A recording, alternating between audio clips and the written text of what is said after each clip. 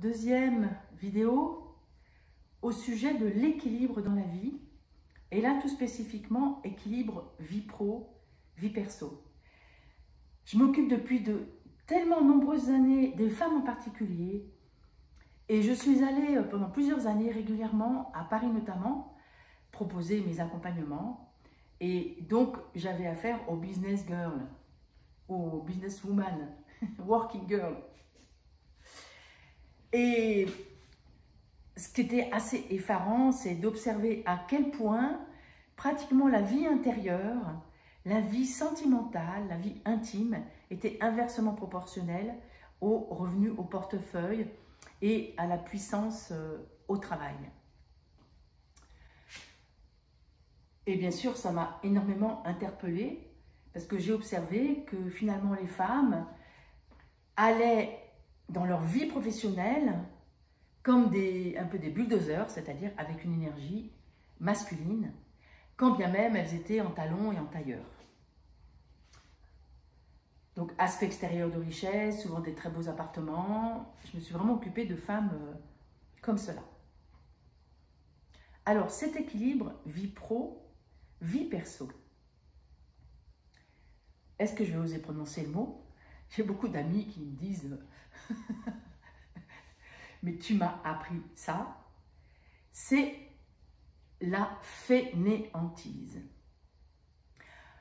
Tout au moins, c'est ce qui est traité comme de la fainéantise parce que ce sont des injonctions que nous trimballons depuis tout petit. Arrête de glander. Va faire quelque chose. Qu'est-ce que tu fais là? À rêvasser, etc. Alors, ça serait intéressant que tu mettes toutes les petites interjections que tu as entendues dans ton enfance, dans ces moments qui sont pour moi des moments en fait de méditation naturelle, parce que nous sommes des méditants naturellement, sauf que la plupart du temps, enfants, le système ne nous a pas laissé le temps. Des parents pressés, qui vite à l'école, en retard le matin, donc pas le temps de glander en se levant. Vite, c'est l'heure de manger, vite, des tas de choses, va ranger ta chambre, etc., etc. Des tas de choses qui fait que ce temps de pause, nous ne nous le sommes pas autorisés. C'est ce que j'appelle la fainéantise. C'est ce qui m'a sauvé la vie. J'ai une amie, il y a maintenant une vingtaine d'années, on s'échangeait pour amener les enfants à l'école et elle admirait mon bordel à la maison. Et moi, j'admirais sa maison à 7h30 du matin quand j'arrivais, ranger. Et finalement, quand je vois comment la vie s'est passée pour l'une et l'autre, eh bien manifestement, ça s'est beaucoup mieux passé pour moi que pour elle. Que ce soit les business girls, les working girls à Paris ou des personnes comme cette amie, il y a en fait une pression de la perfection, une pression par rapport au regard extérieur. Alors moi j'avais honte d'avoir ma maison en bordel, mais pas suffisamment pour déployer une énergie folle, à ranger ma maison avec 4 enfants, avec un mari qui pendant 15 ans voyageait de par le monde tout le temps. Donc je me suis améliorée, mais en même temps que mes enfants grandissent, c'était plus facile. Puis en même temps aussi que j'ai créé du boulot pour avoir quelqu'un qui m'aide à la maison, enfin en tout cas au moins une fois par semaine du ménage. Et j'ai cultivé ce côté fainéante qui en fait c'est cultiver ce moi, cultiver des moments tous les jours dans lesquels nous pouvons nous poser sans faire quelque chose. Et je suis sûre que la plupart des personnes, là, toi qui es là à écouter cette vidéo, est-ce que tu peux me mettre dans le chat, là, dans les commentaires, est-ce que tu te poses 5 minutes par jour à rien faire? Très souvent, en tant que sage-femme, je voyais des mamans épuisées et je leur donnais un conseil, je pense que tout le monde a vécu ça. Il est 18h55, tu reviens à fond des courses que tu as fait avec les enfants ou à la fin de ta journée de boulot, peu importe, t'en peux plus. Tu arrives sur le parking, par exemple si tu as un enfant, il y a le petit dernier qui dort dans son fauteuil, dans son siège auto. Ou bien peut-être tu es toute seule, tu as une journée épuisante et là, au moment de sortir de la voiture, tu n'as pas du tout envie. Et en plus, il y a une super musique, il y a la chanson que tu adores, qui est là à la radio. La plupart des personnes éteignent la radio, sortent avec ce sentiment d'épuisement. Alors que, et c'est une méditation, dans la vie, il suffit de rester sur ce siège, de l'installer, peut-être même de tourner les petits trous là pour qu'il s'allonge un petit peu, fermer les yeux, écouter sans lâcher une miette de ce morceau de musique qui est à la radio,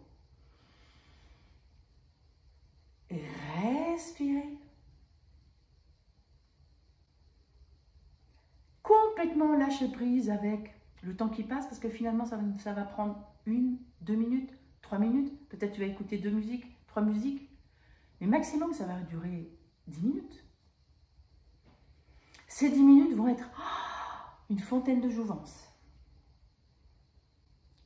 Ça peut être aussi un moment, tu traverses un lieu de nature qui t'inspire, il y a un beau paysage, tu t'arrêtes, hop, sur un coin de route,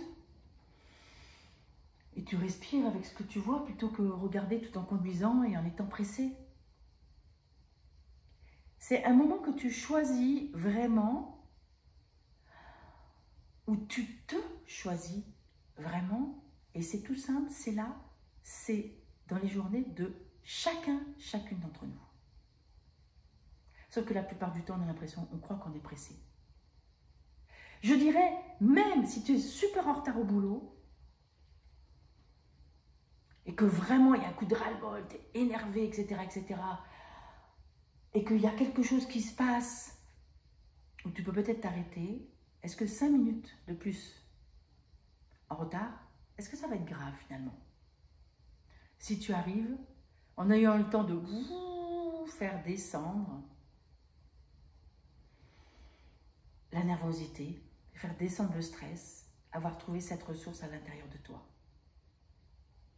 Je suis intéressée par tes commentaires, je suis intéressée par tes anecdotes, celles où tu as finalement fait ça, où tu as su saisir dans l'instant présent un instant de méditation de la vie, dans la vie, ce moment où on glande, cette fainéantise, ce moment de fainéantise, ou bien que tu peux me mentionner aussi à chaque fois que tu as loupé ces moments de fainéantise, où tu as loupé de poser ton cul. Ça veut dire pose ton cul, arrête-toi un petit peu. Comme par hasard, c'est une expression populaire qu'on a très souvent envie de dire à l'un ou à l'autre. Pose ton cul. En même temps qu'on va dire dépêche-toi d'ailleurs, en tant que parent par exemple. Rien qu'en parler, ça pose. Je suis sûre que rien qu'en parler, il y a un soupir qui peut se faire, une pause, une ressource qui est là à chaque instant. Laisse-moi tes commentaires et on se retrouve très vite. Ciao!